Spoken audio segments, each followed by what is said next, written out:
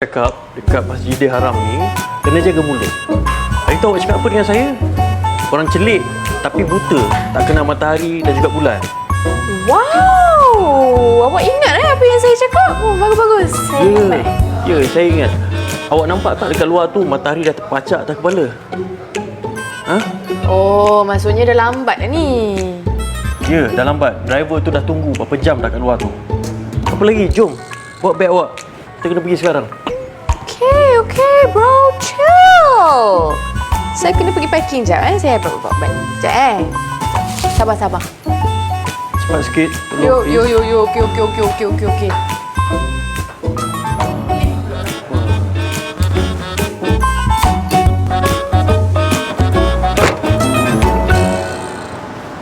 انت وعدتني تعطيني زياده ادفع يا شيخ. ايوه صح بس هذا كسر يا شيخ. انا استنيتك ساعتين ونص. يلا. Jap.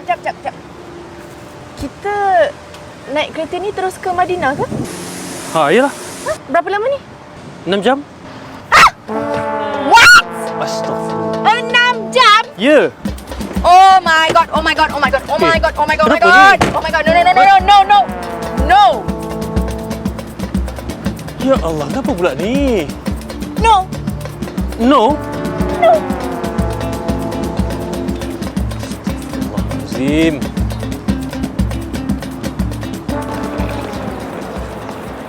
Awak, kenapa tak masukkan semua barang-barang ni dalam luggage?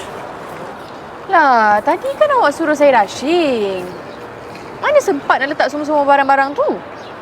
Yelah, besok takkan nak jeng-jeng semua plastik beg ni sampai Madinah.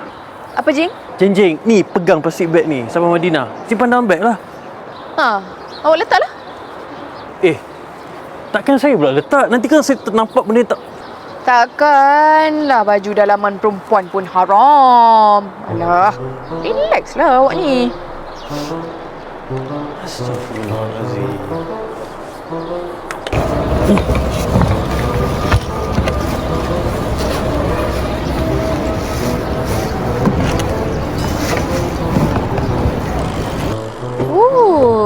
Cantik lighting kat sini. Hai semua, Assalamualaikum. Nak tengok something tak? Nampak tak? Mutawif saya, lelaki Melayu terakhir, tengah meletakkan beg-beg shopping saya dalam luggage. Mutawif engkau? Aduh, tak ada kan? Special tak? Tapi main reason yang I nak buat live ni adalah sebab I dekat train station. Tengok, cantik kan train station dia pun? Saya akan pergi ke Madinah dengan train yang selesa, yang cantik, yang elok pemandangan dia, yang wangi. Mestilah dia ikut sekali. Ya, dia ikut sekali lah.